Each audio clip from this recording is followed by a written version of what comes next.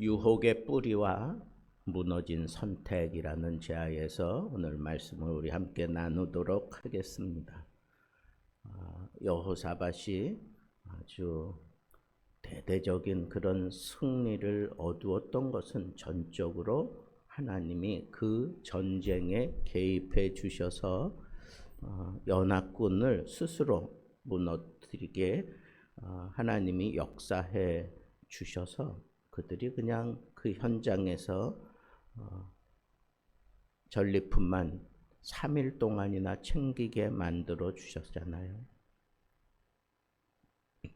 여호사밧과 그 백성들이 한 일은 그저 하나님 말씀을 믿고 감사하고 찬양하며 나아갈 때 그때를 기해서 하나님께서 그 놀라운 역사를 일으켜 주셨던 것이 바로 오늘 말씀 직전에 있었던 일이었고, 그 일로 인해서 여호사밧과 이스라엘 백성들만 큰 감격을 누린 것이 아니라 그 주변에 있는 모든 나라들이 이 유다를 두려워하게 됨으로 인해서 평화로운 그런 시대를 다시 또 누리게 되었다라고 그렇게 얘기를 합니다. 그런데 이 승리의 감격 뒤에 언제나 도사리면서 여호사밧을 시험하고 무너뜨리려고 하는 그런 거리들이 몇 가지 나오면서 여호사밧의 일생에 대한 성경의 평가라고 볼 수 있는 그런 본문이 우리가 오늘 읽은 본문인데, 여기서 제가 한 3가지 정도를 이렇게 챙겨봤습니다. 첫째는 이 에시온 게벨, 연합군들이 쳐들어온 것도 바로 이 에시온 게벨의 그 무역항을 서로 차지하고 싶어서 쳐들어왔다고 제가 말씀드렸는데, 그 에시온 게벨을 통해서 아카바만에서 캐는 그 금을 들여오는 아주 중요한 통로죠. 부자가 되는 통로인데 그 통로를 놓치지 못하는 거예요. 그건 세상 사람들도 다 거기에 그냥 유혹을 받고 그것 때문에 전쟁을 일으켰는데, 이 여호사밧도 바로 이 에시온 게벨 때문에 무너질 수밖에 없었다라고 하는 거예요. 이게 유혹의 뿌리예요. 전쟁에서 하나님의 능력을 경험했지만 시간이 지나자 경제적인 번영을 이제 꿈꾸면서 그가 집중했던 것이 바로 이 에시온 게벨이었어요. 에시온 게벨 이 항. 솔로몬 시대의 무역과 번영의 중심지가 바로 이 에시온 게벨 이 무역 항을 통해서 이루어졌어요. 그러니까 솔로몬이 그 유다 조그마한 땅을 아주 막강한 그런 나라로 만드는데 아주 결정적인 역할을 했던 것이 바로 이 에시온 게벨이었습니다. 그러니까 아시아와 손을 잡고 배를 만들어서 아주 대대적인 무역을 하려고 그렇게 노력을 했던 것을 보면, 하나님을 섬기는 사람, 충실하게 하나님을 붙잡고 있었던 사람 여호사밧에게도 이 에시온 게벨만큼은 유혹의 뿌리가 틀림없다라고 그렇게 얘기할 수밖에 없습니다. 그런데 이 일을 행할 때 무서운 게 뭐냐? 하나님께 전혀 묻지 않아요. 하나님의 의견 조금도 따르지 않습니다.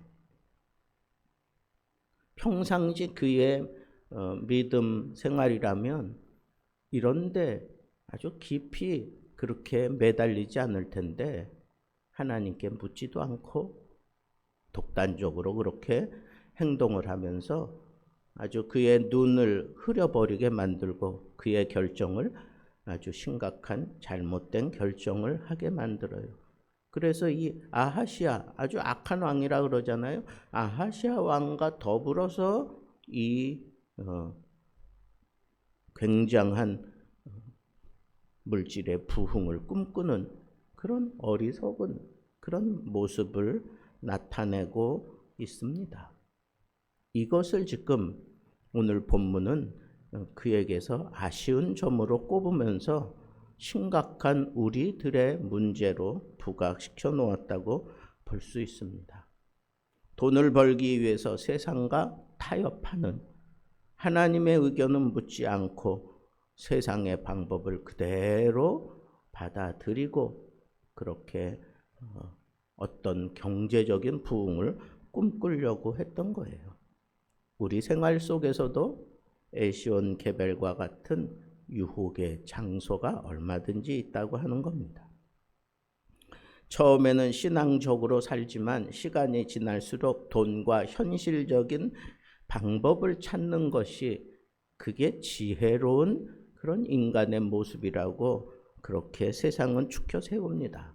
하나님의 방법이 아닌 세상의 방법을 동원해서 내가 부자가 되어야만 사람 구실한다고 생각하는 그런 생각들로 꽉 들어차게 만드는 것, 그것이 바로 이 에시온 게벨의 경고입니다. 이 경고는 어떻게 됐습니까? 결국은 그들이 엄청난 돈을 들여서 만들어 놓은 그 배들을 하나님께서 다 부셔버리고 말았습니다. 하나님을 떠난 선택은 결국 실패로 끝난다고 하는 그런 깊은 교훈을 우리에게 던져주는 겁니다. 여기서 저는 또 한 가지 이 무너진 선택을 하는 이 안타까운 여호수아의 모습을 봅니다. 아합과 연합했다가 그는 아주 심각한 그런 타격을 입었잖아요. 그런데 그 이후에 경고를 받고 하나님만 바라보고 하나님만 찾았을 때에는 정말 하나님께서 놀라운 승리를 일구게 하셨고 엄청난 부를 주셨어요. 그런데 또다시 이 에시온 게벨 때문이기도 하지만 그때 누구하고 손잡느냐 하면 이 아하시아하고 손잡습니다. 근데 성경이 지적하는 것은 아하시아는 아주 악한 왕이라고 그렇게 분명하게 얘기를 합니다. 그러면 이 여호사밧은 아하시아가 악한 왕이라는 걸 몰랐을까요? 아니요, 너무너무 잘 알았지. 왜? 여전히 이 아하시아와 여호사밧은 사돈관계잖아요. 그러니까 한번 잘못된 결정을 한 게 이게 아주 고약한 그런 함정이 되어 있어서 거기에 수시로 자꾸 빠지는 그런 안타까운 모습을 보여주는 게 오늘 본문 말씀 속에 등장하고 있습니다. 여러분, 그래서 우리는 정말 결혼을 잘 시켜야 되겠다 하는 그런 생각이 듭니다. 끊어내지 못하는 거예요. 이걸 끊어내지 못하는 거예요. 그래서 또 엎어지고 또 엎어지고 반복하는 그런 안타까운 모습을 이 굉장한 신앙의 사람, 이 여호사밧이 왜 이렇게 또 무너져야만 했을까? 그것은 어쩐 면으로는 아하시아의 동맹은 결국 그 자기 아들과 아합의 딸 결혼시켜서 자기가 떠나고 난 이후에 자기 아들이 이 나라를 통치할 때 이 아하시아로부터 적대가 아니라 적절하게 그냥 관계를 유지해 주기를 원했던 그런 속내도 우리는 여기서 읽을 수 있습니다. 이게 정말 아들을 위한 결정이었을까? 아니요. 그것은 오히려 가문을 망치는 길이 되고 마는 겁니다. 이 선택 때문에 남유다가 아주 심각한 그런 타락의 길로 빠지게 되는 그런 길을 열어놓고 말았습니다. 저는 정말 안타까운 게 이거예요. 과거의 실수를 왜 또 반복하느냐고요. 이 실수를 또 반복하고 깨지고 엎어지고 무너지고 난 다음에 하나님께 매달려서 겨우 회복했는데 조금 상태가 괜찮아지니까 이 방법을 또 끌어들여서 이 문제를 풀어가려고 하는 이런 어리석은 모습이 이렇게 여호사밧에게 계속 나타났다는 것이 정말 안타까운 일이다, 그런 얘기예요. 왜 이렇게 반복할 수밖에 없었을까 하는 그런 생각을 저는 하지 않을 수 없습니다. 그런데 오늘 본문 말씀 속에 보니까 그것을 해결할 수 있는 빛이 하나 보였습니다. 그것은 뭐냐 하면 이 여호사밧이 왜 이렇게 잘못 선택을 했을까? 그것은 여호사밧이 하나님 앞에 전적으로 그렇게 매달릴 때 다 좋은데 산당은 여전히 남겨두었다. 산당은 여전히 남겨두었다. 어쩌면 여호사밧의 개혁은, 여호사밧의 신앙적인 어떤 그런 싸움은 온전한 싸움이 아니었다. 온전한 싸움이 아니었다. 그냥 한편을 남겨두었다는 거예요.